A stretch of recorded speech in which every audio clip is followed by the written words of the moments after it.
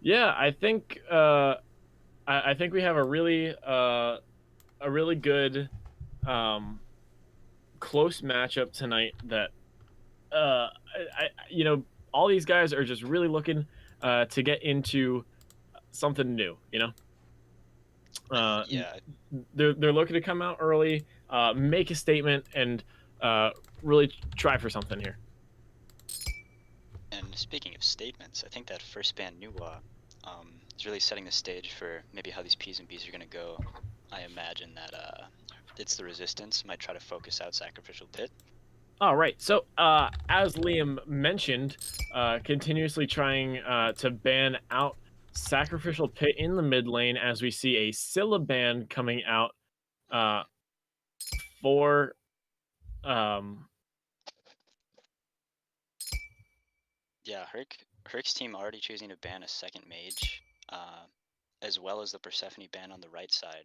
Makes me think that both squads are trying to funnel their mid lane pressure and I think capitalize off of that because it seems like a pretty tight mid lane Austin versus Pitt. I think that's a very even matchup, so both of them are probably looking to sort of prove themselves in this set, I think. Speaking of set being banned out by Gloria at Mortem. You like Nice. that? I like that one, Bonsai. Yeah. And then a traditional Apollo ban as well. Can't let him through, God forbid. That's a And very speaking, first pick worthy character. yeah, and we're seeing that on the other side with the Donzaburo ban as well. So some pretty standard bans coming out here, except for the Persephone. We mentioned this a little bit earlier when we were doing our practice uh, casting for tonight, Liam. Persephone, not a band that I think that we should be seeing very often here in in season 8. We mentioned she was really strong in season 7, but there's been some changes to the god. There's been some new stuff with her, and it really just it takes a skilled player to play her. And what do you think of having it be first ban here today? I really think that banning Persephone, unless you know the enemy mid is a very proficient Persephone player, which I know Austin plays her, but I don't know if that's one of his main characters. I think you're just kind of wasting a ban because if you look at all 6 bans, there are 0 warriors or guardians, which opens up that tank pool for both squads, obviously, because you have Guan Yu being first picked on blue, and likewise Erlang Shen on the right side, and Kukulkan. So I would have liked to see basically any of those 3 characters over Persephone any day. Um, unless their strategy was to sort of do a throwaway ban and then leave open the 3 warriors that have been picked currently, and they'd get 2 of them and lose 1. Um, I'd like to think that's where they were going if they were looking at the Persephone ban. Agni being picked up for It's the Resistance, a big signature pick that we see on Sacrificial Pit a lot.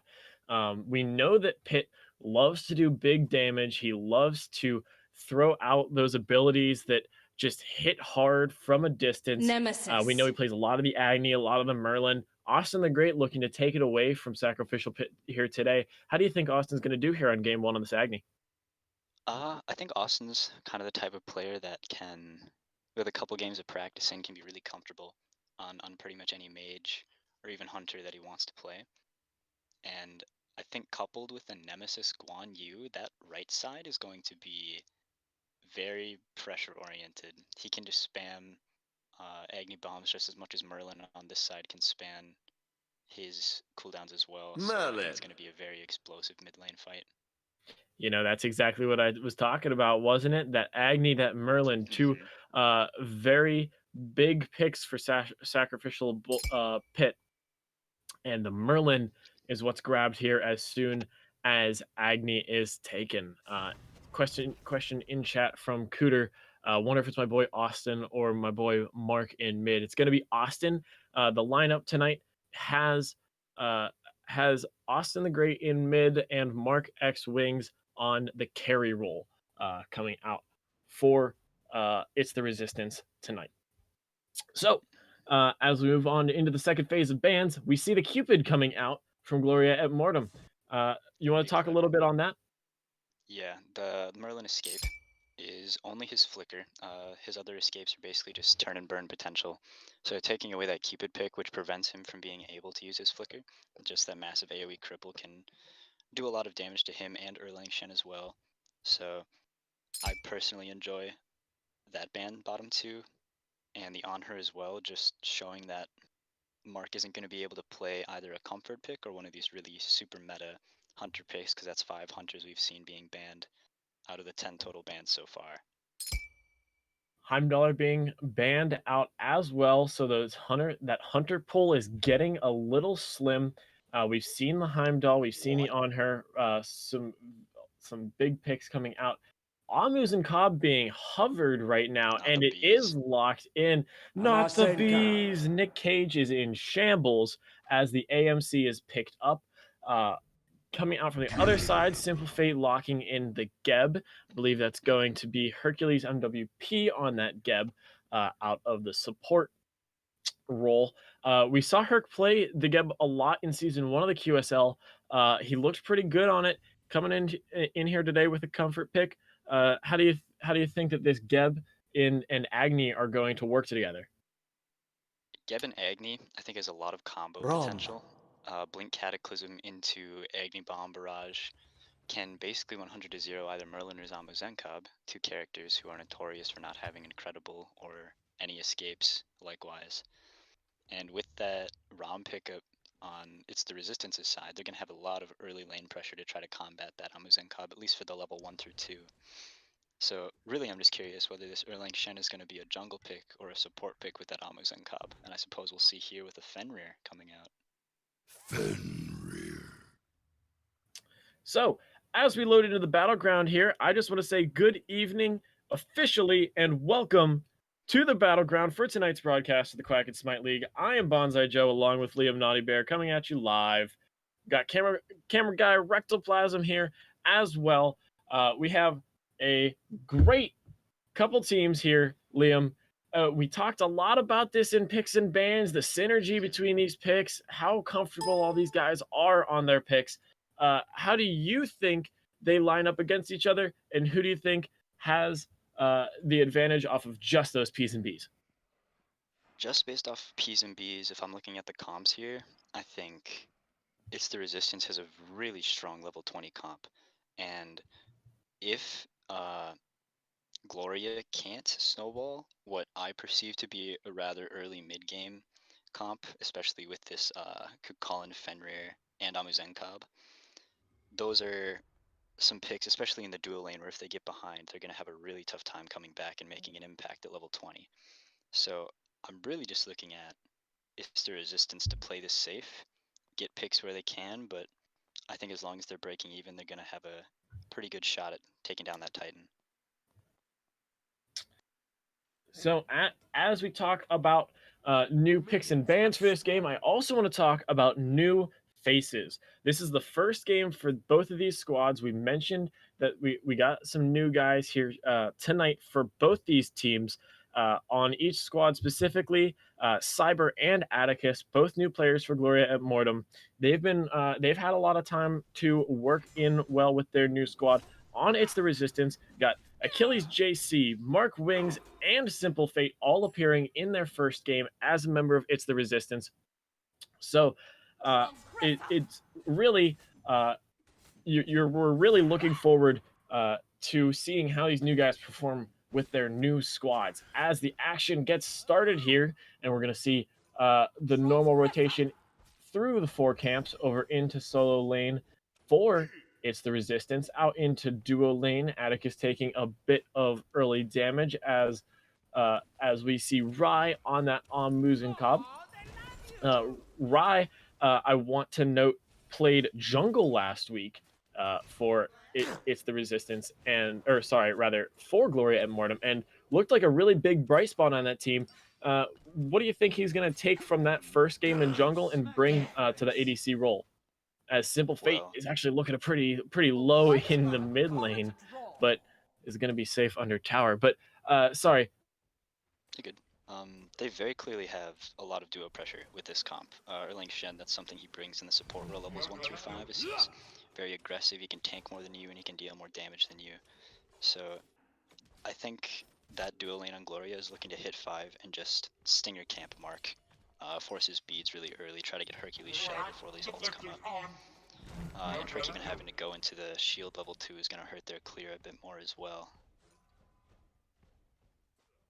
I do actually want to look at the mid starter items.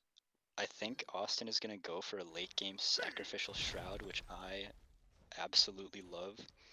I think as long as he has the sustain to make it worthwhile, he's gonna. Those Agni bombs are gonna near one shot a couple of these carries late game after he just gets 1 or 2 pumped into, say, the Merlin or the Amazon Cobb. Absolutely, he's looking to do big damage, no doubt, with that Vampiric Shroud. And then we see a pretty normal conduit gem coming out for the Merlin. So Shell as used. Herc getting a little low, gets knocked up after the transformation by Erlang Shen.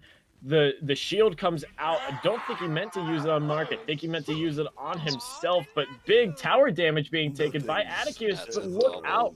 Ryan is going to pick up the second of those 2 kills, them splitting it in that duo lane. Atticus and Ryan claiming a kill each. So that is a duo lane 2-4-0 coming out from Gloria and Mortem. That's exactly what they wanted. They want to be able to get both relics before they hit 5, and then as soon as Hercules or Mark gets back into lane, they're just gonna spam ults on cooldown. I think this beats is gonna be up in 2 minutes. That's plenty of time for them to get another level under their belt. Probably much before Mark can even hit 5 himself, which will give him another bit of escape, but he's not gonna have that for a while. Yep. I mean, you talked about it a lot when talking about this Erlang Shen pick, levels 1 through 5, really being a crucial part of this duo lane. And here we see it coming into full effect. Honey going There's the down the stinger. Huge damage on Mark. There it is. Do not find that kill. And the pin goes down, but does not connect. MARCxWINGS hanging on by a thread. Huge shield coming out from Geb. Counter rotation. Simpl Fate's going to look to try to pick up the kill, but Cyber finds one on MARCxWINGS. Ryan makes it out alive, and Hercules falls. Atticus, SPQR, Ragnarok finding the kill. Ragnarok coming out from Cyber. Atticus taking huge damage from the tower, and Simpl Fate is going to claim a kill off the tower damage. A little bit of an overextension by Atticus ends in his own life being taken by a tower. So all in all, a 2-for-1 trade in kills after double rotations from that mid lane. It looked like Rai was going to fall as well, but he ended up staying alive under tower range. Just as you talked about, as soon as Rai hit 5, big stinger coming out, doing mad damage, but Mark was able to hit huge, absolutely crucial auto attacks to pull that fight back in his favor, and I thought he did everything that he possibly could have to try to stay alive there.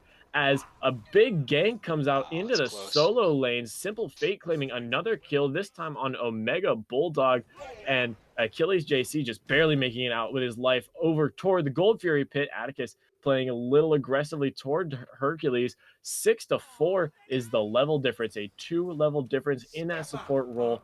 Herc still not getting his ult quite yet, looking to rotate toward mid lane. We might see a 2v2 here as SacrificialPit looks to rotate. Huge damage coming out, and SacrificialPit claims the kill on HerculesMWP, throwing out that big damage from afar as he loves to, and will claim a kill early.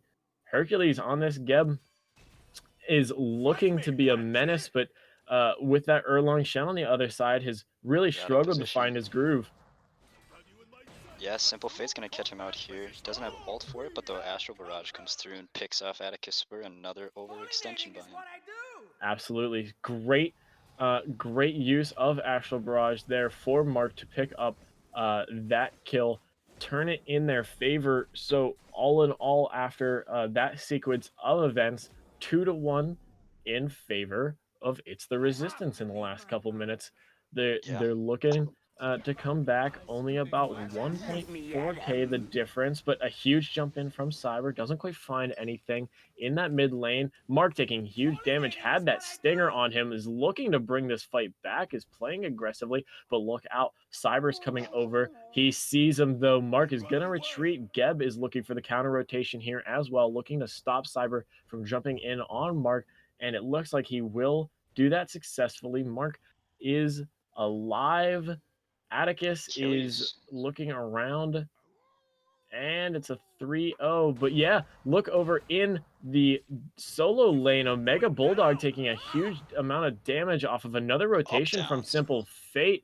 Oh my god, look at that damage coming in off of trying to steal that blue Keep buff. it clean. What is Omega trying to gonna do here? He was in a tough situation after trying to take a blue buff, just got caught out by a rotation from Simpl Fate, and loses his life there to Achilles Still JC. creates space though for two of his teammates to come and clear that right side of the jungle. They Yeah, steal so blue. They could have done look, they're rotating on Achilles there. Beads comes out. preemptive. Yes, that is a preemptive Beads, and No way he's Atticus alive. Atticus is diving hard. That's a huge amount of damage from the tower, but he will still claim the kill. Counter rotation coming out from Simpl Fate, though, looking to pick up this kill, and he grabs it with a quick ability, looking to find the Fenrir there as well. And the shield Good comes out. brutalize. Great brutalized counter, as you said. But the ult coming out from Omega Bulldog, but the ult comes out from Cyber as well. That's Ragnarok used up, so that's 2 ultimates down on the side of Gloria and Mortem, out of the solo lane, trying to take down Simpl Fate, but they don't find it. Look, Simpl Fate still wants more. Good blink. What a blink. But now look Hercules out there on the rotated as well. opposite side. Herc with it all stops Omega Bulldog from doing any more. The ultimate comes out from the Nemesis. Cyber's going to try to get away, but he can't find the lane. And It's here just comes too simple Omega for him. Bulldog. Simpl Fate early in this game, 4-0-2 as we go back into this duo lane. Huge autos coming out to anyone's fight at the moment. Huge bees. The honey comes out. The pin misses, but Atticus claims the kill on the rotation. And MARCxWINGS is going to fall there. Hercules looking to get out, but Omega Bulldog claims that kill over in solo lane. Achilles looking to deal the rest of that damage, though, that was left over. Doesn't quite find it with Omega Bulldog in sicko mode there.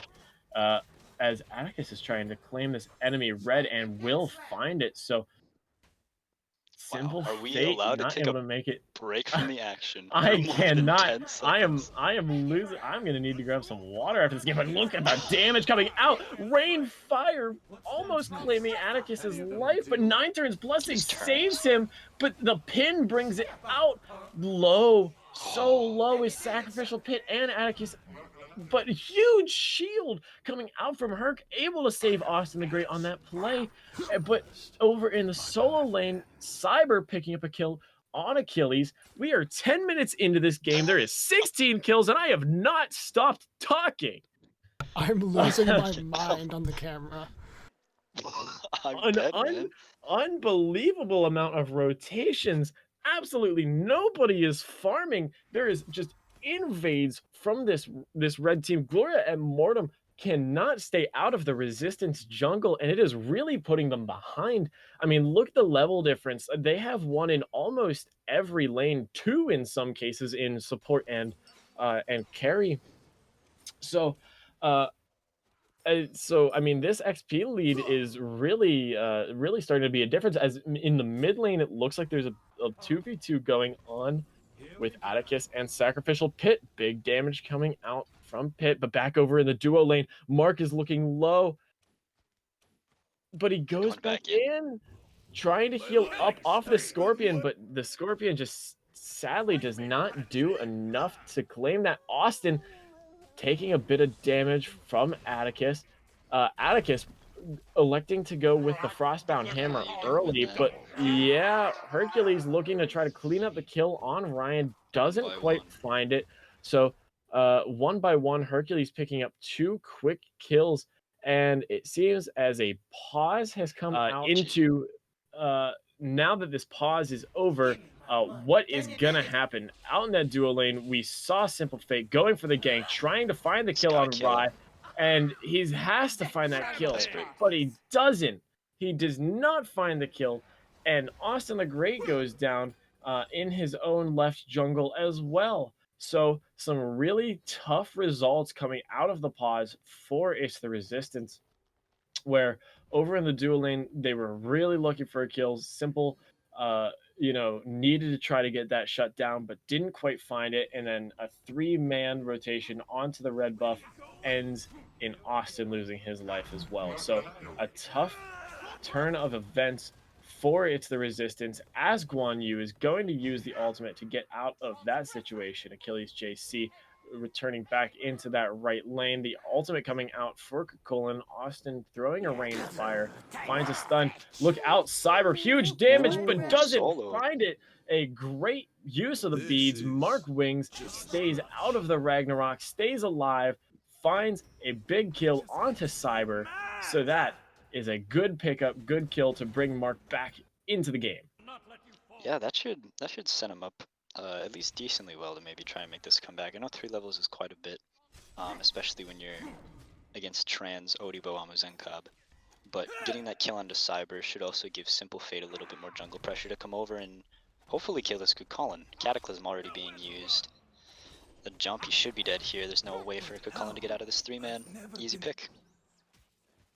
So speaking of picks, over in duo and mid lane, as soon as everyone showed in that solo lane, everyone else on the lane on the screen got aggressive, and it ends in multiple kills.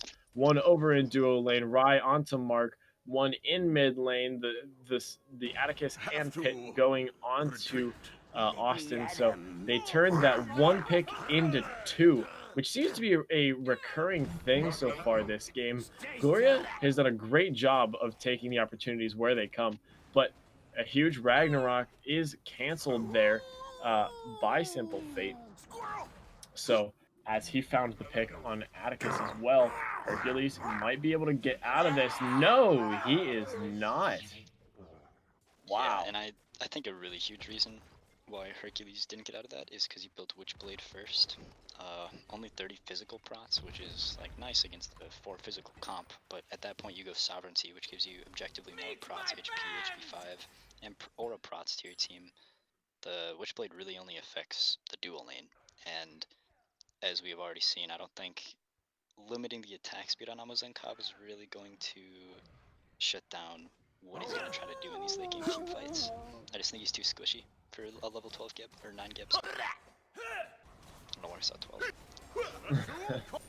So, as the Gold Fury and Pyromancer fall both for Gloria at Mortem, we see some objective play onto the map.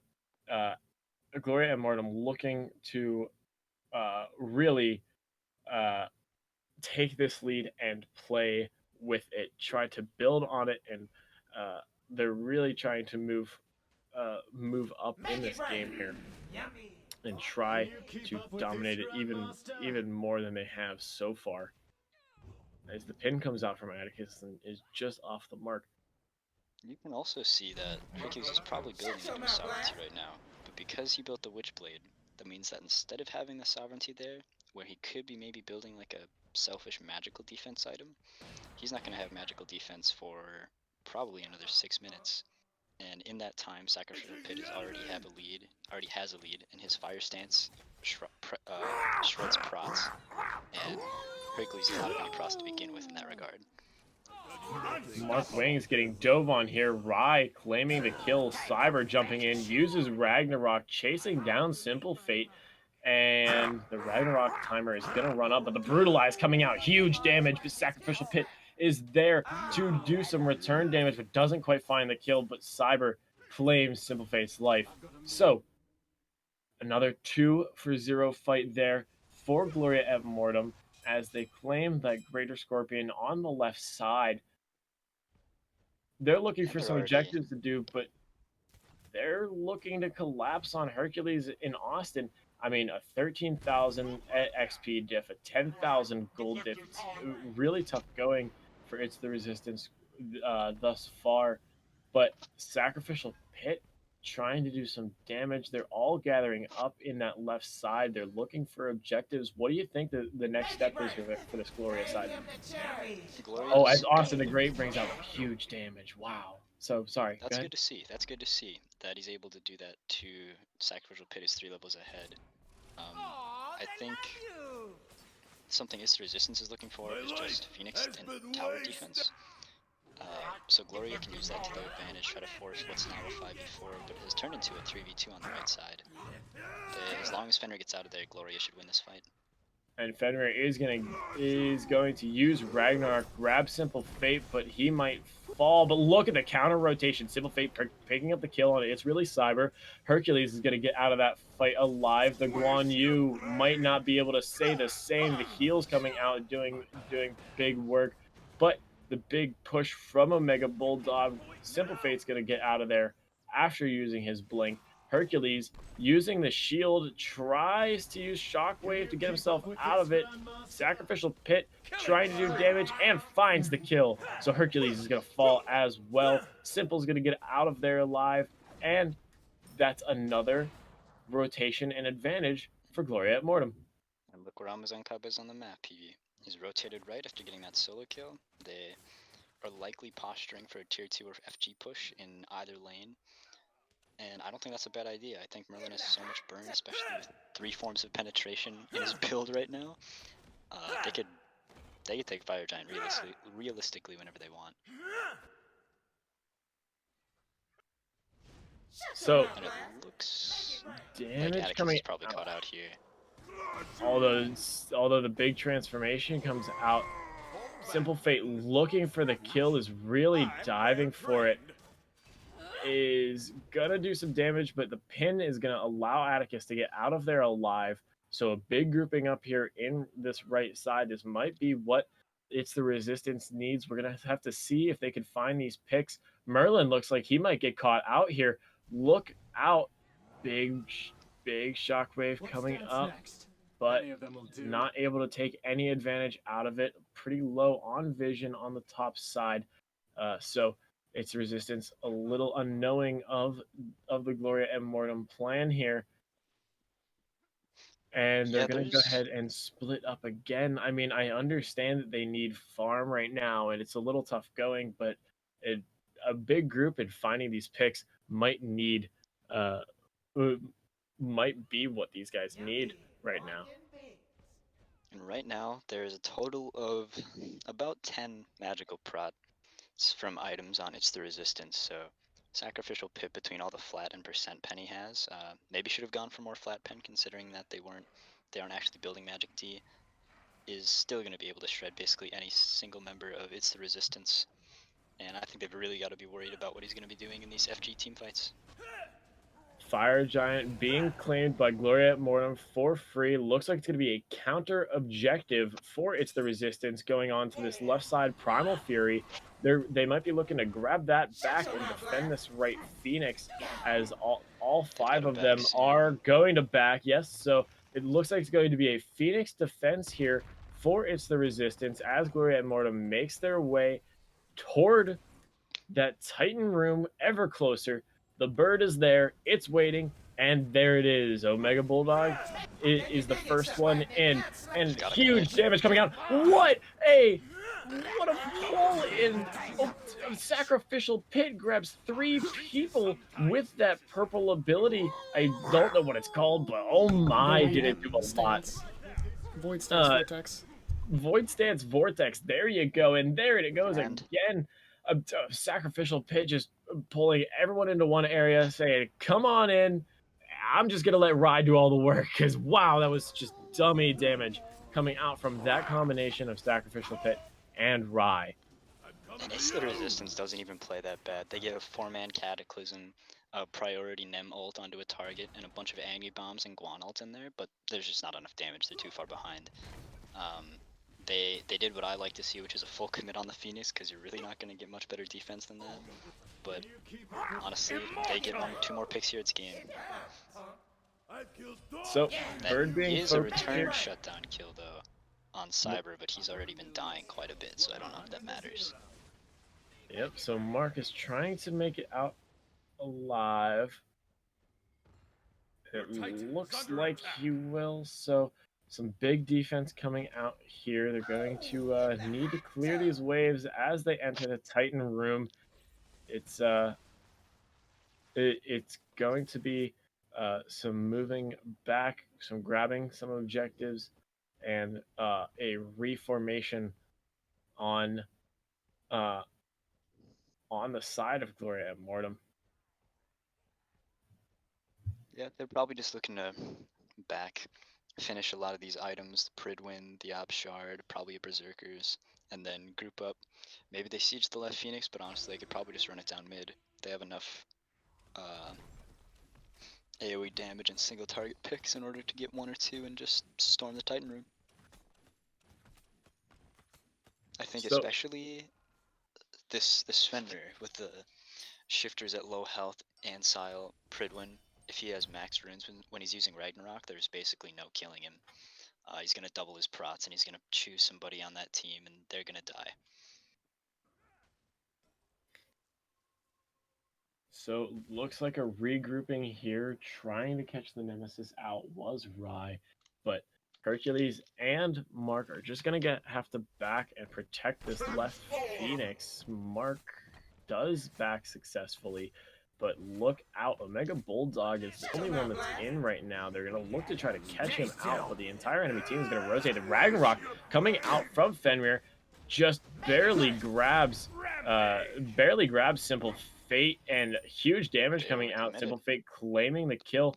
The Phoenix falls on the left side, and Hercules is going to fall to Rye. So it looked like it was going to be an even trade there, but Phoenix falls, and it's going to be a huge push from Gloria and Mortem. There goes the Titan. There goes the game. So after a dominant performance there from Gloria and Mortem, took a big early game lead off of some fights between the minutes of about 5 and 11 is where this game really came together for Gloria and Mortem. What do you think? I think that you cannot let Amazon Cobb and Merlin, 2 characters notorious for being easy to dive, go basically untouched this set. There needs to be a better coordination around, I think it's the Resistance's dive in general. I think they either need to pick picks that are better for diving comps or better for catching those people out of position. And I thought the Nemesis was a good pick for that. It just didn't feel like they had much synergy with each other in terms of knowing when to dive these characters and when not to. Especially because a lot of their kills were basically just from the enemy team overextending rather than them capitalizing off of a mistake or getting the advantage in a lane. Absolutely. So if you're looking at if you're captain for It's the Resistance, what are you looking at to really go back into game 2? What are you looking to take advantage of this game, and how are you looking to stop that big snowball that happened from Gloria at Mortem?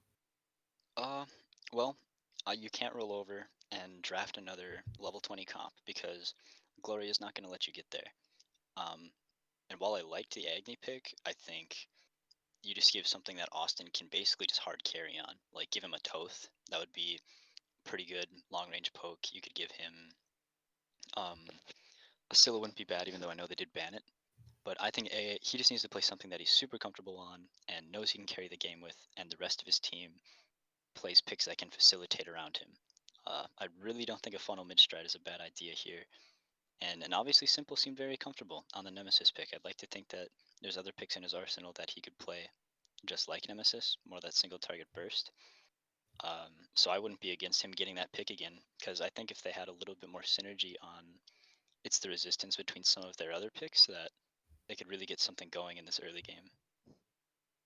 Looks like we're going to be getting a emergency substitution for the side of It's the Resistance. I believe Simpl Fate was having some lag issues, was not able and will not be able to return for game 2. So we're gonna have to get a emergency backup in here for It's the Resistance in the jungle. I know the feeling, man. Yes. In the meantime, someone in the chat, someone asked for a build breakdown. If you guys would like to do that. Sure, absolutely. We didn't get a whole lot of time to talk about the builds this game just because of how much action there was. We got a little bit during the technical difficulties and pause, but when we take a look uh, into these builds, I mean, it's very easy to start out with those hunters. I mean, on both sides, pretty basic builds coming out. We've seen them a lot coming out. The out of this duo lane. I mean, the Ichavol, the pen builds, the Berserker shield from MARCxWINGS. He did just about everything right to do the damage that he could have. It's just that he fell behind a little early and wasn't able to finish his build like Rye did. The Transcendence, the Oboe, the Kinside, the Xyz for the double pen, and he actually finished his Death's Embrace too. That's a guy that's gonna be hitting hard late game. And I mean, Rama was gonna hit hard late game, but sadly he just never got there. Yeah. So that's the thing that I want to see improved out of the duo lane. Rather than builds, I want to see Rom try to really take more of a farm, um, more of a passive stance, especially if you get behind early like that. It's not worth playing up trying to find kills and trying to find a shutdown, and when you'll end up just taking a stinger to the face. Right. I mean, Another. the person who asked for the build breakdown was Atticus. He wants us to talk about his build. I mean, For sure. Death's Toll on support Erlang Shen, Frostbound Hammer, Talisman of Energy, Berserker Shield. You're not a support. You're not Kind playing of. support at Kind that of feels point. like he's playing solo lane and support. Kind of Yeah. like uh, that's not a support. You're not. You were He. just solo lane 2 Electric Boogaloo. Like it, He's not if the that support talisman though. I mean, let's be real. if that if that didn't work out well, if you lose early if you lose early and you don't have peel for a team late game maybe, and you're really struggling with your team's full protections because you didn't buy Sentinel's Embrace and you bought Death's Toll instead, that could look really bad for a support building Death's Toll, Talisman of Energy, Frostbound Hammer, Berserker Shield. It's a personal opinion there. But you know, uh, on the other side, we talked a lot about the Witchblade. We talked a lot about the Sovereignty. We would like to see Hercules go with that Sovereignty first next game, and I think that would have been a lot better, Yeah. um, The personally. Witchblade is such a solo lane item, honestly. Like, I I know supports can build Witchblade pretty well, but I feel like because you're getting less gold than the rest of your team, that rather for going for cheap items, you just want to go for like cost-efficient prots and that are going to benefit the rest of your team.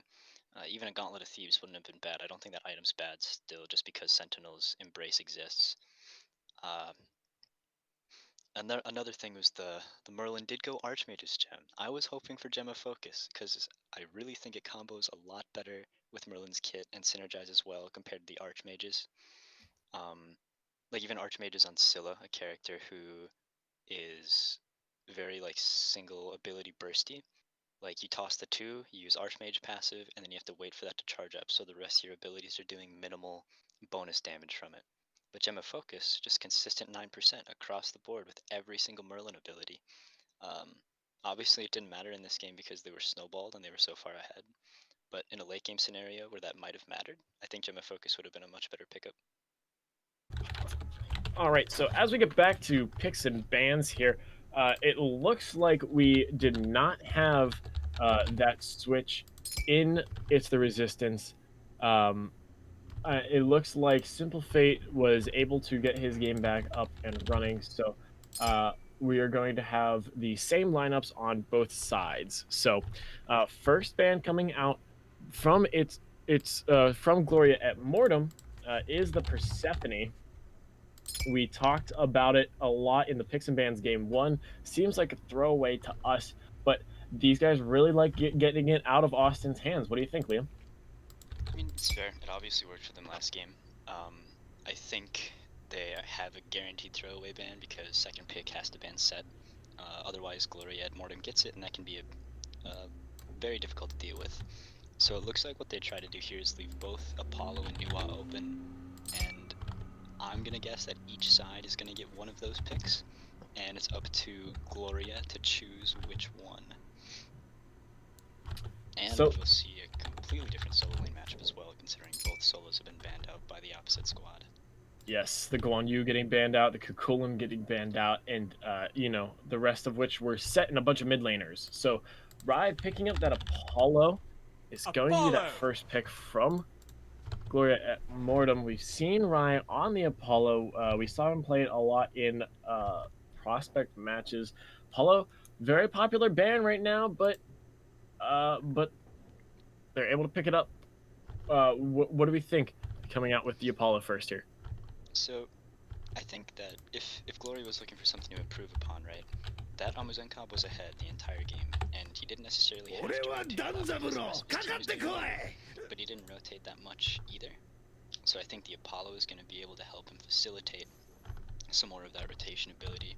He's going to be able to get into these fights that maybe could have been turned around for his squad if they had an extra member. And I think Danza's not bad for that either. Like, he's going to be able to rotate with the rocket, but it's just not as fast. So, for my money, I think they're going to go for another aggressive support, and I think they're going to go for, yep, Ymir, another early first blood. Looks like a very snowball dual lane mentality, which is totally understandable. Yeah, after their success in game one, they're really looking, as you said, for that snowball duo lane. Ymir Apollo, really good early game, is going to try to find that pressure, find the early kills, and look at who it is. SacrificialPit, Agni. Name a better duo. I'll wait. That man loves playing Agni. He talked about it in general chat. He was mad it got taken away from him game one, and he's back with it game two. SacrificialPit on the Agni, looking to do big damage. How do we feel about that pick? It's a good pick, man. Agni, I wouldn't say he's sleeper. I wouldn't say he's like super top tier either, though. But with the introduction of this Ymir into dual lane, he's going to be able to wall off the Ra, give Agni just enough time to get the Agni bombs out, and Ra is going to be using those beads a lot. Austin is really going to have to watch his positioning here, and also he's going to really have to coordinate with both his jungle and support for these searing pains. I think they're really going to have to try to pick off Pit early and not let him get the lead that he got last game. So with that Ra pickup for It's the Resistance, looks like that's gonna be going on Austin the Great. So it's gonna be the Agni Ra matchup. And there is the Sobek ban. That's exactly what Jack wanted. He got his wish. He's pogging out in chat now, I'm sure. I can hear the woo from here, man. So some other bands: King Arthur, Kuzenbo, Sobek, and Fenrir to finish out this game. They're taking Cyber off of that Fenrir. That is his comfort pick. We saw it in game one. We saw it last week against Gloria at Mortem. Cyber's going to have to move to something new. What do you think? Still available. Yeah, they can flex Erlang if they really wanted to. They could do it solo. I wouldn't recommend it, but they could pick it up for Cyber here in jungle as well.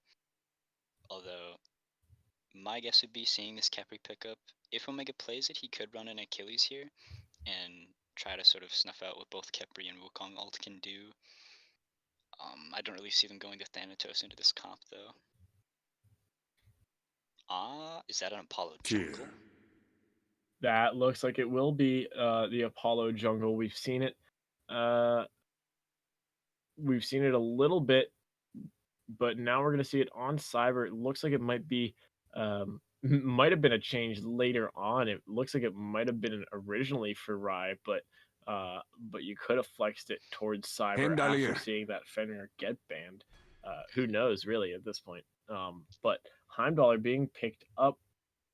We've seen Heimdall be played a little bit so far in this season on her being picked up on the opposite side. So Dan's a jungle. Yeah. On her. We are seeing yeah, this is I absolutely love seeing 4 hunters in a game. That nothing makes my heart more warm. This is I love ADCs. this is exactly what Hi-Rez wanted to stop when remember, okay.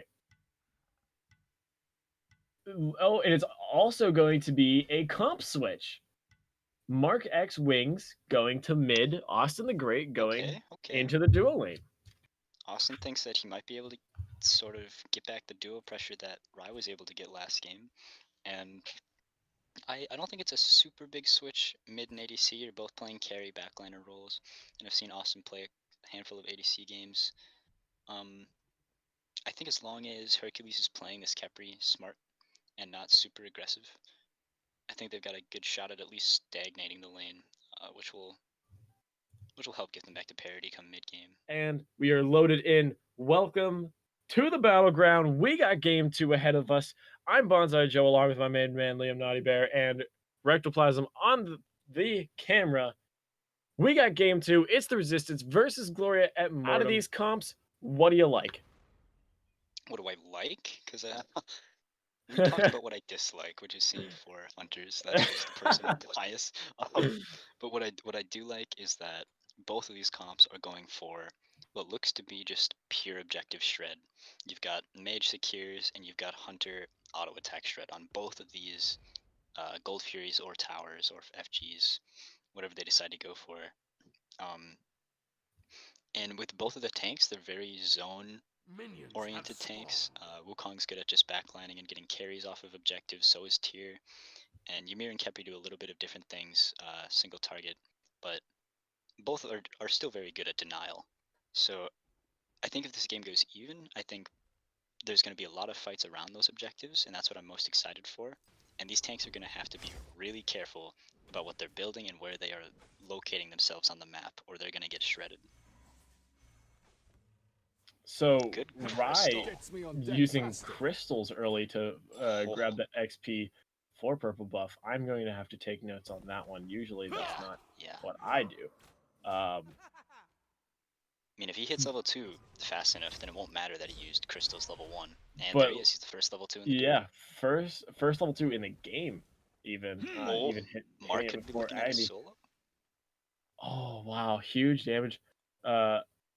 Huge damage coming out from Mark, looking at mid lane, and the junglers are going to rotate, aka the carries are going to rotate. Huge taunt coming out, and the beads have to be used by SacrificialPit to get out, but look out, Cyber still there, doing a lot of damage. Simpl Fate taking it to the chest. This won't be the last time that I diss Hunter comps.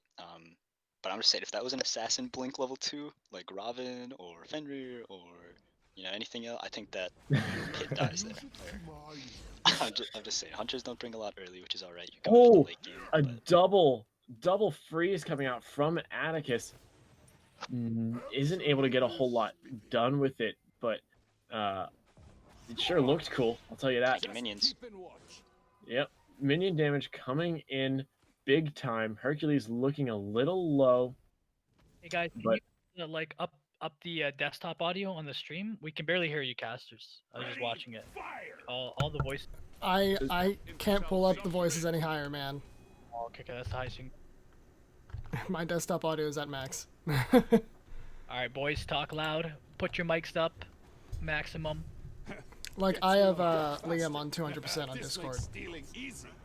All right, so big damage coming out from that duo lane. Herc still looking pretty low. They shan't cross me.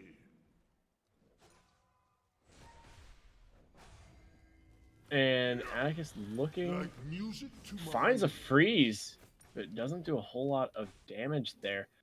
So a little bit more of a stalemated game than we saw in game 1. Game 1, we saw a lot more action than this 3 minutes in.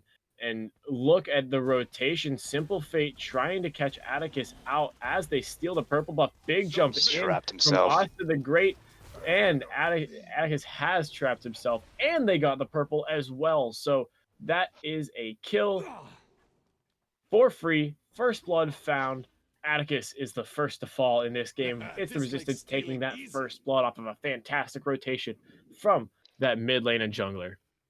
That's what you like to see. You like to see a 1 in the red column and have 4 members all participating in it. A 4-man rotation, absolutely massive on the first purple buff invade.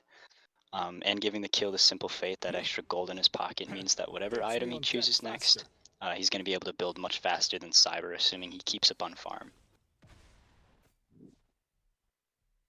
Over in this solo lane, or should I say duo at this point, with 1 tank and 1 carry both being there, Cyber is taking a brunt of damage from Simpl Fate, missing the taunt though, so both are going to get out alive. Looking for a rotation though, look out, SacrificialPit is there, Achilles JC still looking a little too far up. Pit is going to find that kill onto Simpl Fate, and they're going to look around for the Sun Wukong. Achilles is going to get stuck in the wall. What a fantastic wall from Atticus SPQR. And SacrificialPit is going to use Rain of Fire to find the kill there. Mark has also made the rotation, but it looks like they're not going to be able to find anything, so he just goes back to mid. It's totally alright. Little thing, but I would like to see Khepri 2 being used for damage mitigation in those peel instances rather than damage itself. It's just nice to plop the 2 onto Wukong there, give him a little bit of extra tankiness while he does try to escape, although I don't think it really matters in that instance. So back to farming. Not a whole lot of we didn't see a whole lot of this in game 1. No, but farming? What's that? Hey, you need to farm when you got this many carries in the game. True. That's probably why. All the hunters are trying to hit 20 as fast as they can. Speaking of carries, there's the Bonzaijoe jumping in. SacrificialPit doing some return damage as Simpl Fate dove tower, looking to catch them off guard. Sure caught me off guard, I'll tell you that much. Scary. I would have been freaking out of like, what is going on? But he is only level 5. If he's a little bit higher level, maybe if that mace is completed, then maybe he gets the kill. Omega Bulldog caught in a tough position. HerculesMWP taking a brunt of damage, though it's 3v2. But look out, Atticus. Off the mark. Atticus. But Mark is low on mana. Look out, Omega Bulldog does eventually fall. Simpl Fate picking up the kill. The Khepri ult goes out. Scarab's Blessing, but doesn't activate. Cyber looking low, though. Somersault Cloud finishes him off! Wow, what a kill! Uses the beads. Oh, and look at Pit. He's low too. Whoo! What a rush. That 2-0 fight for It's the Resistance over in that solo lane. A just full rotation from the mid and jungle, and it leaves Austin and Ryan to their own devices in that duo lane. What a fantastic turn for It's the Resistance, being able to pick up those 2 kills, especially on those big targets like the Apollo, like Omega Bulldog, who both of which hadn't died yet. Send them back to the fountain, get that lead, and allow this solo lane to prosper. Just an absolute man fight over there. So many abilities being tossed out. I apologize when I said that Searing Pain was off the mark. I completely forgot the person piloting it is also Mark. So, unintentional pun. Look at the damage coming out. Huge Austin pick. the Great using the Honor ultimate off of a fantastic rotation. But look out, Cyber looking for the kill to jump out. And he does find the kill. But look at the rotation. Mark is there. Cyber doesn't have the... Oh, Searing Pain! Sniped. Snipe! MARCxWINGS claiming the kill to Cyber after the rotation. And he says, you're not allowed to kill my carry without some repercussion there. You're going to fall too. So, yeah, and he also beats there. Little unnecessary. I don't think there was anything available as a dive comes out from under tower. Oh! Easy stun on the Pit. Looking to come in, misses the taunt. Rain Fire coming down, though. And Pit is going to get out with less than 250 health. Look at the top left, though. Ymir's coming around the back. He has Blink Absolutely. Up. He has Blink. He has Freeze. But the Blink in from Simpl. Fate, the freeze misses off the mark. MARCxWINGS coming out with some damage. They just gotta get out. Oh, but look out, the Ymir ult is going to do that damage, and Cyber is going to claim the kill on Simpl Fate. So big rotation there. Tier ult coming out from Omega Bulldog, and everyone is going to be able to get out and get back to their position. Just a little Huge overextension in that mid lane. Would have liked to just see them disengage after the initial failed attempt. A lot of people, you should be expecting that Ymir to basically be coming over, and especially Cyber as well. He just comes out of base. Just an easy 3v2 for Gloria in the mid lane there. So with that Ymir rotation, looked like he might have gotten some extra damage on Mark. The Scarab's Blessing came out from HerculesMWP a little early, not that necessary. Rye setting up his gems over in that duo lane for an aggressive use of them. But over in the solo lane, Cyber making the rotation on to Achilles JC. The big damage coming out. SacrificialPit is going to claim that tick damage on HerculesMWP and find the kill. Gloria and Mortem picking up the kills, bringing it back. 5-5 game. Gloria with that gold lead, though. Look out. Atticus is behind. And the beat comes out, and there's the ultimate, the big jump. Oh, the knockup! Back. What a fantastic jump from Austin the Great, able to push Atticus back. The ult came out from Ryan, tried to send that boy over to Nifltown, but doesn't quite find it. Yeah, the beads come out from the on-her there. I thought that, honestly, they might have been a waste. I thought he was dead anyways, but that huge jump, knocking back the Ymir, gets him out of a 2v1 situation. But unfortunately for Mark, he's not going to be able to do the same thing. Doesn't quite have a dash or escape to get out of that.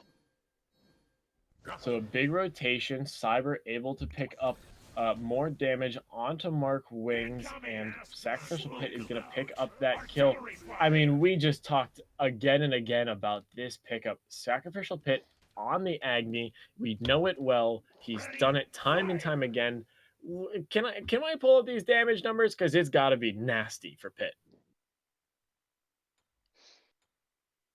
Look at that. Wow. 50-41. Top damage by over 1,000 just 10 minutes into this game. As he looks to rotate onto Austin the Great. Rainfire coming down, and wow, where did Austin's health go? Rainfire again, the tick damage might claim the kill. Good impale. What an impale. Oh Atticus able to save his own life yet again, or Austin able to save his own life yet again. Hercules picking up the kill, but a three-man dive onto the tier 1 tower is going to claim Austin the Great. He survived as long as he could, and honestly, that's the best possible play that Austin could have made there. Austin wasted the time, forced 3 people over into that left lane, and allowed the rest of his 4-man squad to pick up 2 kills over in right lane. That's a win for It's the Resistance. Omega Bulldog and Cyber both falling in that right jungle for just the cost of Austin the Great. Yeah, a brilliant counter rotation from It's the Resistance, 4v2 on the right side, while 3 members are desperately trying to finish off Austin the Great for 30 seconds. Austin just beads of sweat coming down his temple as he tries to survive that onslaught, and probably knows that he's not going to live it, but just does his best to survive as long as possible. Just absolutely well done. MARCxWINGS got put in by SacrificialPit, but look at the damage coming out. Simpl Fate onto Atticus and Ryan, but look out, the stun. Ryan is going to stay alive and claim that kill. Austin, though, might be looking for more here. The ults for both this Ymir and Heimdall have been used. We saw Simpl Fate get sent to Niptown there, and they know that. Might be looking to push in here, but looks like he's going to go ahead and back off. So a 2-for-0 claim of kills for Gloria and Mortem in that left jungle. That's just a great rotation, a great pressure play from Gloria and Mortem. They knew that they could take the fight. They knew that Mark was in a unfortunate position in that solo lane. They had Pit rotating from mid lane. They had the duo lane rotating over, caught them out in the jungle, and a 2-0 fight win for Gloria and Mortem, executed perfectly. Yep, Excuse me, we have a correction from chat. It is Rylan, not Ryan. I guess somebody said Ryan. I don't know. Just wanted to point it out. I see. I always forget the A because it's all small, so it's that the weird L looks like an E to me. So it's just always been Ryan to me. But the Rylan, I'll remember that. My bad. So. While we've got like a little bit of time, I would like to point out that the Traveler shoes on Ymir, I personally don't agree with. I think you should go for CCR boots, especially into this taunt combo that the Resistance has. Speaking of combo, they might be looking to get a pick on someone like a Bulldog here, committing quite a few ultimates. Oh, MARCxWINGS with the Brilliant searing snipe. pain. We saw the somersault cloud come down From the jungle. Pit, The wall. oh! Atticus picking up the kill on MARCxWINGS. The Scarab's Blessing comes down on Simpl Fate, but he gets out alive without even having to use it. So a great counter rotation from Gloria at Mortem from the mid lane over to the solo, and they claim a few kills over there. So a 2-for-1 trade. Gloria winning that fight. Omega Bulldog finding his own death, but being able to claim the kills on Mark and Hercules with the counter rotation. Pit walked in, dropped 3 rain fires, and that's all he needed to do, right? Yeah, they it's the Resistance just overcommitted. They did Wukong ult, they used Raw Snipe, and Simpl Fate was coming in from the back with the Danza Rocket. Gets stopped by the Ymir wall, which was a huge play by Atticus there. And basically as soon as that happens, it's the Resistance just has to run, and they probably should have ran a long time ago. I don't think it's worth committing for the 0 at that point, 0 and 2 tier. Especially knowing that you're probably going to give up 1 or 2 members of your own. But I think they're just desperate for kills right now, just because there's a lot of pressure being happened on basically every lane from Gloria at Mortem, as Austin is under tower again. Big blink, big freeze coming out from Atticus. Austin in a tough spot, uses the Impale to try to get out, but does not find it as Sacrificial Pit walks in and brings down a couple rain fires. So purple buff is claimed. Oh, there goes Hercules to Niflheim. Simpl Fate coming in though, trying to do some damage, but Scarab's Blessing hits it, and he is out alive. Cyber dashing in, looking for the second kill on Simpl Fate in this same sequence. But the beads coming out. What huge body blocks! Insane play by HerculesMWP to keep Simpl Fate alive. And the searing pain! The searing pain claims SacrificialPit's life. MARCxWINGS able to turn that into a 2-for-1, and look out, they're trying to come back. Rylan finds some damage on Simpl Fate. Looks like he might kill him, but he gets out alive. MARCxWINGS' backpack is massive right now. Gets the Aegis just for a free Celestial Beam over there as well, on top of killing 2 members from Gloria. They've really got to funnel this mid lane. I mean, I can't even. I don't even think I could talk enough about how big that play was from HerculesMWP, though. A fantastic Scarab's Blessing keeps Simpl Fate alive, and as Cyber used the ultimate through the skies to try to dash down on and claim the kill on Simpl Fate, the huge body blocks coming in from Herc and the shell is both able to save Simpl Fate and allow them to turn it back for 2 more kills in trade for just Hercules' life. Just Hercules. And the heal coming out of the Raw as well. There's no anti-heal on Gloria, so he's getting 100% in combat healing on it. It almost manages to keep Hercules alive even in the latter half of that fight too. So I think Gloria, simple fix here. You just get a Divine Ruin, probably a Toxic Blade on one of your ADCs as well, and maybe start to limit some of the healing that Ra is going to be doing in these fights, because clearly it's an issue. Now, so far in game 2, we've seen the narrative change a little bit. Gloria was still able to get a pretty big early lead and play a little bit more confidently, a little bit more aggressively, but this game they do have to watch out a little bit more, don't they? It seems like in these team fights, it's the Resistance has been able to turn it around and claim a lot more than they were able to last game, don't you think? Yeah, I think a lot of it has been due to the in-combat sustain. The Raw Snipes have been clutch at cleaning up kills. And honestly, just every lane seems to be playing a bit better than they did last game. Is also a great stuff, Cyber. That is a great turn. I mean, yet another fantastic play from Hercules. As Cyber and Atticus were totally diving for a kill on a Khepri, they were waiting for Ymir ult to fully charge, and Hercules just uses Scarab's blessing that forces Atticus to stay in place and fully charge the Ymir ult. What's happening when that's happening? Austin the Great walking in, absolutely decimating Cyber with autos, impale into the wall, huge stun, huge turn, 1-for-1, but it's a support for a jungle. That's a win for It's the Resistance. Yep, they did have to commit Capriol, which is a long cooldown, and not one that you really want to give up too lightly. But hopefully it's up by the time the next teamfight happens, which should be around this Gold Fury, but I don't know if It's the Resistance is going to make it in time. The Shred is looking pretty fast. That's a great... Austin's here. Austin. Oh, MARCxWINGS! They leashed it! And Gloria and Mortem still claims that Rylan is able to pick up the final hit on that Gold Fury. So a fantastic job by Rylan to claim that Gold Fury after it got pulled. A searing pain from MARCxWINGS pulls the kill on Atticus while they were trying to claim it. But look out, Simpl Fate is caught in a tough position. SacrificialPit looking a little low around that Gold Fury pit after taking the brunt of some hits from Austin the Great. But look out, here comes Cyber down to the back line. He's looking for the kills, goes for the mez on Austin the Great, looking for the big damage. The fail not hits, and the pull from Hercules works, but Rylan is there to fully claim the kill. So they turn it. They find a kill on Simpl Fate. They find a kill on Austin the Great, and they turn this fight after the overcommitment from It's the Resistance. And Omega has been there from the beginning of that Gold Fury pull. Achilles decided to stay in lane and farm up. I know he was a little behind, so I don't disagree with what he did. Probably managed to get a tier 1 tower, an invade or 2 as well. Looking like It's the Resistance has got a decent shot at coming back, at least experience-wise.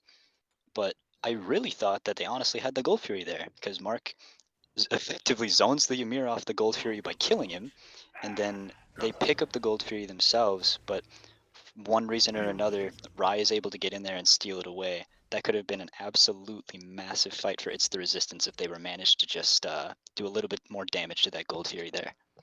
Yeah, I think the biggest issue with that Gold Fury was MARCxWINGS used his kit to find the kills, find the Gold Fury pull away from Gloria at Mortem, but after he used his kit, he didn't really have anything for secure. So a little bit of a tough situation for Mark there. So it was down to basically a 50-50 shot with autos, and Rylan is the one who claimed that one, but SacrificialPit coming in with some huge damage. Taunt comes out from Tiger stun. Doesn't connect. Tiger stun onto Atticus, and looking like a fight with a dance. It's gonna be 5v4, but Cyber has Across the Sky ready. So we're gonna see this Apollo jump in. But look, the ult comes out from Omega, gets dragged back by Hercules, but Achilles is caught out. Looks for the Tiger stun, can't find it on Omega, so that's a quick pick.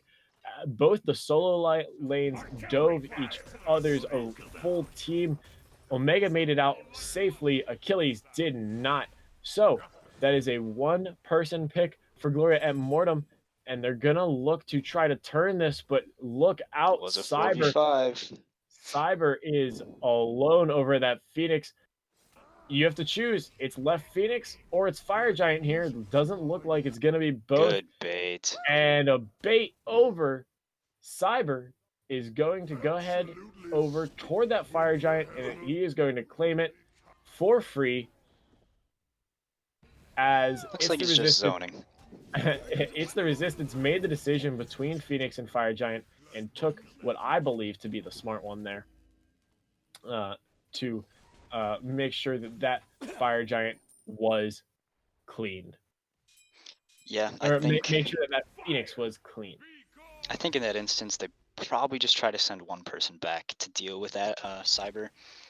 Whoever's most fit, whoever's most equipped to deal with the Apollo at that point, and then at least send maybe like Mark or Achilles to FG just to go for a bit of contention and try to steal that away. Because giving the free Fire Giant at a game that's like they're a little bit behind in already could be the difference maker here come these sieges at least, because 5 members of Gloria have FG right now.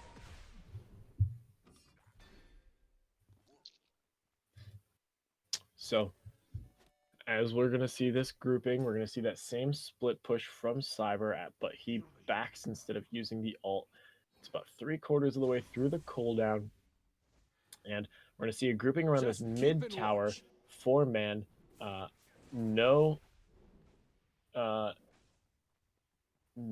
Achilles JC here. So Cyber is going to go look to rotate onto the Sun Wukong, and it's the Resistance might have to give up this tier 2 tower, and they will. So Gloria and Mortem back. finding a tier 2 tower. Cyber and Achilles going at it with each other. Huge mez, and he's just going to use that to get across the sky out. But look out, he's coming going back. in? No? I thought he was going to go dunk on him. I don't He's know got what he's the gonna Aussie do. sustain. He He's might be thinking able about to it, take it, and but he doesn't. So he goes down over into that right lane. Looks like he might try to do some split pushing while if the Resistance does look for some defense here. he doesn't have a wave for 30 seconds on right, so he might try to maybe come over, steal some farm, get in this team fight 4v5. Blink in from Achilles, uses the somersault cloud pretty early, jumps down on the back line. Rylan sends him to Niflheim.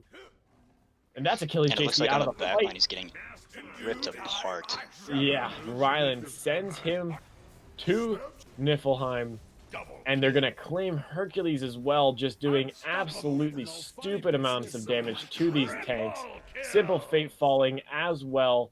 These are just huge autos coming out from Rylan, from Cyber. The carries being played. But look, the jump in tries to find Rylan. Quad. But what? So what? And SacrificialPit claims that 5th kill to find the deicide and to find the Titan. Gloria Mortem claims game 2, claims the set with a 25-minute victory over the Resistance. But a much closer game 2. I think it's the Resistance should be a bit more pumped going into that game. It looked like they had some more control in those early game team fights. Just looked like a bit of hesitation around some of those objectives, maybe like not knowing what to commit on to. I think the split push really messed up their comms, it looks like. Sending 3 people over to an Apollo that has ult, I just don't think you're going to be able to kill him as long as he sees it coming. Yeah, there was some great team fights there, some great movement. I really liked the difference Austin the Great in that carry role versus Mark. I think that there was a lot of a big difference between the two. I think Mark played absolutely fantastic on that Raw in mid lane. And as you said it, this game just felt a lot closer, felt a lot more, a lot better. And I think a lot of it came from It's the Resistance just being more together. I mean, we mentioned it time and time again that tonight was the first time that a lot of these guys have been playing with each other, and it wasn't even with a full squad. I mean, Simpl Fate's not normally the jungler for It's the Resistance. Usually they have Mr. Daddy there as well. So not a full squad. Not you got some new guys in here trying to get these new teams together and really trying to find something new. And I think in game 2, they found themselves a little bit more. If they could take what they did in game 2 and build on that, try to play off of their advantages a little bit more, I think that It's the Resistance can really build off this game. I agree. There's a lot that comes with a new team. And honestly, if they just put a little bit more focus into their laning phases and their team fight comms, I think they might just need like one designated shot caller. Doesn't really matter coming out of which role, just as long as they're all on the same page when it comes to that. But I think a lot of what the mistakes they were making was just overextension. I think if they try to get a pick and it doesn't work out, you just retreat. There's no point in chasing the kill if it means that you're going to lose 1 or 2 off the back end. So we're going to have. I'm going to go ahead and get 2 interviews in here. I got messaged by MARCxWINGS looking to. Uh, I got a message from MARCxWINGS looking to get an interview, so I want to get some from both sides. So let's go ahead and get Mark on in here. Mark, uh, ADC slash mid laner for It's the Resistance. You came out there in game one. You played on the Rama. Had a little bit of a struggle against Rylan. Before we get into game two, I want you to walk us through what you were thinking throughout game one. Honestly, I was super nervous. To be honest, carry is not a bad role for me, but it's just not my comfort zone. And I know there's a lot of good guy here in this league that, like a lot of good carries, like Rylan, the brown side, like you can just name it. Like everybody, even you, Bonzai, like just in general in every team you can look. There's a good carry, there's a good guy. So I was pretty much nervous. But Hercules, I think Hercules is one of the top support in my opinion too. So he gave me confidence. So honestly, I don't think I played that bad. I think I was just a little bit too nervous and aggressive. I was getting out-rotated, like didn't ward enough. So I was playing too confident in my opinion. So yeah, it This was guy fun sounds though. like a Like Greek god. we had fun. Absolutely. I don't think you played I don't think you played terribly at all. I mean, you had some great actual barrages, you got some great return kills.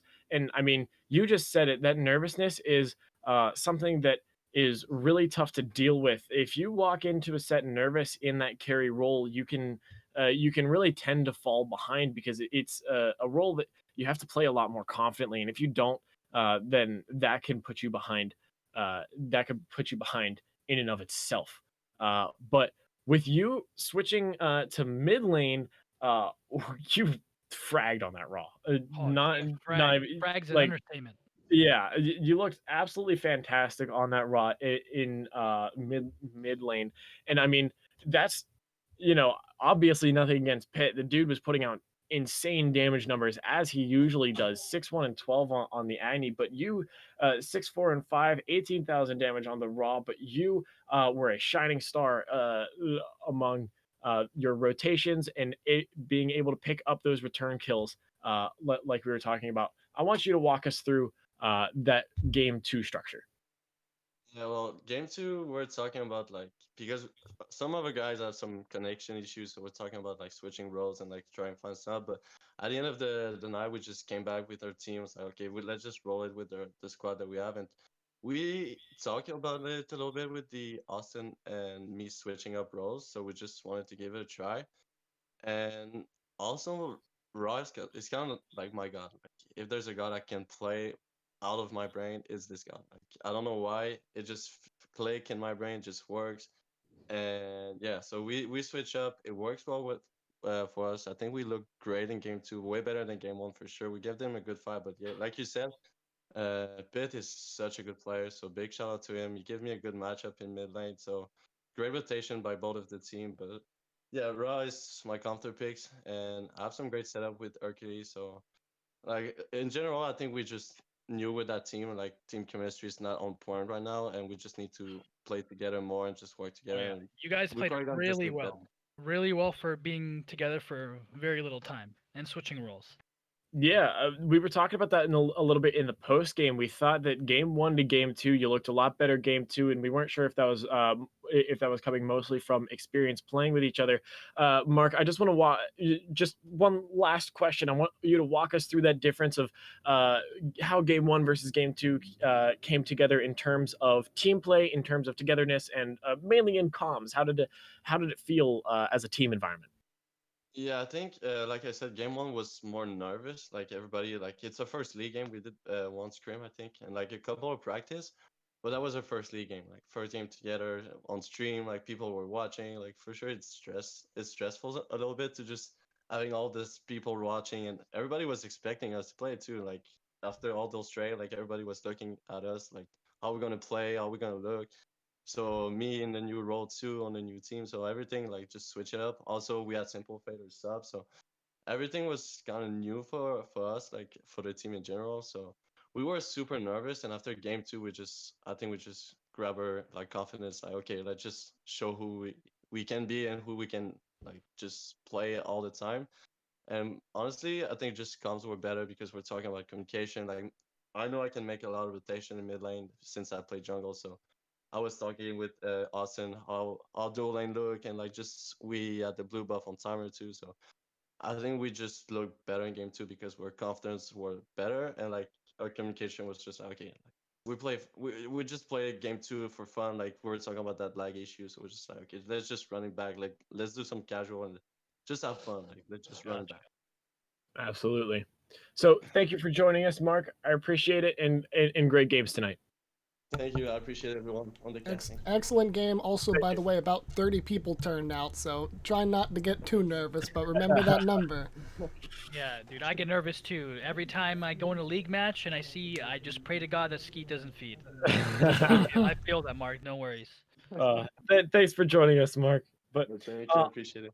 thank you. On the other side of the desk, we have Atticus, SPQR joining us. Yes, Atticus, Senatus, Populus Q, Romanus. Hey, how's it going? Atticus, man, everyone wants to know. Walk us through the game 1 build. I mean, it's Erlang, right? So you know, I mean, the whole idea in game 1, I just wanted to get my carry ahead, and so I'm like, well, how do I do that? I play an early game god. Who's an early game god? Oh, hey, Erlang. And I honestly don't think Erlang's too bad in the support role. He's got good CC. And he can kill people really easily, but you don't really need that all the time. So I just rush boots right into Frostbound just for that extra CC, especially considering their team had no leaps. So if I go Frostbound and I have all my other CC, it's very strong against that comp. So it was really just maximizing, making my team look good as fast as I can.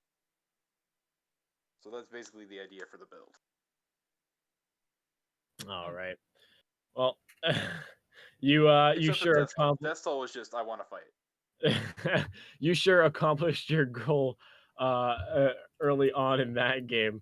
But game 2, it looked a lot more. I mean, you know, with some other different things coming out. I mean, we saw the Traveler's Shoes. It was a little bit of a different build than what we're normally used to seeing on Ymir. But walk us through your game 2 build and how that felt in comparison to game 1. So in comparison, I was missing a lot of Ymir walls, and if you're missing Ymir walls, Ymir doesn't. That's just how that is. As far as the build goes, I like that build on him, especially into teams against like Danzaburo and Raw, who have really high like movement speed or movement abilities, just to be able to keep up. So I like going Travelers into Relic Dagger, especially considering if you get Relic Dagger and upgrade your Blink, you knock off a minute of the cooldown for 2,300 gold, and that's super worth it for me. No, it's a good build, very good build path. I would probably, I mean, it's still good. Maybe I'd recommend maybe going Relic Dagger 3rd, just because you want to get your Gauntlet online, and then usually by the time you get your 3rd item, like you hit like level 12, 13, then it's really useful, right? So, but I mean, it's still a good build path. I liked the Relic Dagger first, just because Gauntlet doesn't really. You don't really get as much out of it early, building it early, and I know you got to stack it, and that's like the whole point of it. But if I can go Relic Dagger and keep up, get the cooldown, get more walls up, get my blink up more often, I feel like I'm going to be more impactful. Yeah. Just be careful. Just be careful. The movement speed. Those boots. What are they called? Stream Talaria. Travelers, I think for those magical. boots are not bad, but just be very careful when you play it like that, because teams will realize like that you have no protection and stuff like that, right? They focus you, but very interesting build. I like it. It works. I have a lot of fun with Ymir build. So we talked a little bit about the difference between game 1 and game 2 in terms of It's the Resistance being a team with a couple new faces. You being one of the new faces of Gloria and Mortem, I want you to walk us through game 1 versus game 2 as well. How did the team feel fitting together? It felt pretty good, surprisingly. Like, this is the first time I've played with the guys. I don't know if they've played together before, but this is the first game that we've played together. It was games 1 and game 2, and it was just they knew their stuff, so it was easy to just jump right in. Like, they're making good calls, they're making rotations, the comms are good, so it was really easy transition just to get in there. And then in game 2, it more of the same. You know, we were just moving around. I was trying to be as rotating as much as possible in game 1, and I wasn't focusing as much of that in game 2. But we were still able to, a little bit later, but we were still able to push objectives and push towers and get early pyros and fuck up the Gold Fury. So you know, that was still going on, just not as clean as game 1. So I think that as we play more together, it'll be just easier and easier, especially with this baseline that we have right now. Awesome. Thank you very much, Atticus, and great games tonight. I really appreciate you joining us here. Well, before you go, I gotta ask you, who do you think is the MVP on your team? Overall, game 1 and game 2 combined. You can say yourself, Atticus. Yeah, I mean, I won't say myself. I honestly, like, game 2, I didn't do too much. If I had to say, I'm trying to think. Be careful who you say. You might get dropped if you don't say Omega. I'm just gonna put that out there. Okay, well, it's not I'm just Omega. kidding. So drop me if you must, sir. But you did the solo lane thing, so you were doing what you're supposed to. I mean, if you need to I have look at the say our mid stats, it's laner, up he on was stream. making- If you forget Our them. mid laner was making really good rotations, really good decisions. He didn't need to be babysat, so he let me, you know, roam around, do whatever I wanted. So I would say our mid lane for sure. Okay, there you have it, stream. SacrificialPit is your MVP coming out from Atticus. There you go. We can have Mark give one as well if he wishes to, and then the casters can, and then we can hit the dusty trail for this stream. if Mark is still around. Hello? Yeah, I'm still here. Yeah, so MVP on your team, you can pick anyone, yourself. Who do you think was the shining star, even though you did go down 0-2? Honestly, I will never tell myself because everybody on my team is a great player. He's too good of a guy. I'm pretty humble, but Hercules honestly stand out pretty well. I think he's tennis lane. He maybe was not often in like team fights, but I think in laning phase he just plays super well. Like, he didn't get fed. Like, he had some struggle taking his blue buff, but I think Hercules in general just plays super well. And just if we look at stat, maybe he's the one that looked great. But I have to give a big shout out to Austin too. Like, he's tennis lane way better than me in carry lane, so I can give him a good shout out to just tennis lane against Rylan. That I think, in my opinion, that's the MVP for the enemy team. Like, Rylan went 9-1 game 2, and game 1 was probably even better than that. So I have to give it to him. All right, man. Sucking up to your captain. I like that. That's actually a good play in the book. So, thank you, Mark. I think we're gonna end it off. I believe. I mean, if the casters want to give their MVPs themselves, the two in the booth. Otherwise. Yeah, absolutely. Liam, do you want to start us off? Sure. If I had to pick one for both teams, I'd say both of the backline carries on It's the Resistance, or no, sorry, and Gloria did very, very well. If I had to choose between them, though, I'd pick Rye just because he went a total of 21-1. If I had to choose for Hercules' team, It's the Resistance, I think I honestly, game 2 would want to give it to Austin just because that man was 1v3, 1v4ing under tower all game and honestly putting up a really good fight, surviving as long as he could. But it'd be really hard not to give it to Mark, just seeing those searing pains fly out of him and picking off low health targets. Yeah, for me, for both games, I mean, for both games, both teams rather, it's really hard not to pick Rylan as MVP. He played absolutely fantastic, just threw damage out, got his leads in lane, and was really just a force to be reckoned with in both games. So I'll have to give it to Rylan for Gloria and Mortem. But on It's the Resistance, I I gotta talk about two people, right? And both of which in game two really wowed me. One of which, MARCxWINGS, obviously, he was putting out mad damage, doing absolutely fantastic on his raw pick. He mentioned it was a comfort pick of his, and I think it's one that people are going to want to look out for if he's playing mid. Um, Coming up in future games. But I also want to talk about Hercules, man. I know he had struggled game one, but bringing out game two, that on that Kepri, he made a couple fantastic plays to keep his teams alive, his team alive as long as possible in team fights, and turned some team fights that were supposed to be 3-for-0s, 4-for-1s into 2-to-1s for his team. It was just unbelievable, some of the plays that he was making to be able to turn some fights in the other direction. So a mixture between Mark and Hercules for me out of It's the Resistance. All right, and there you have it. And that is the end of today's set.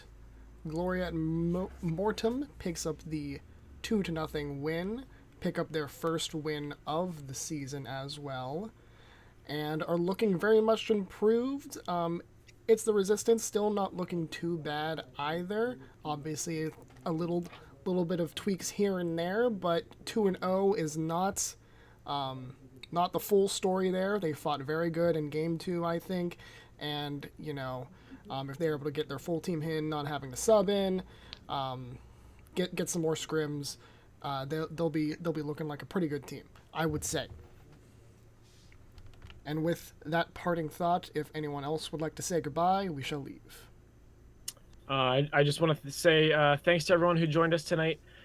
We had a great cast, a little bit of technical difficulties, but that's fine. We powered on through it.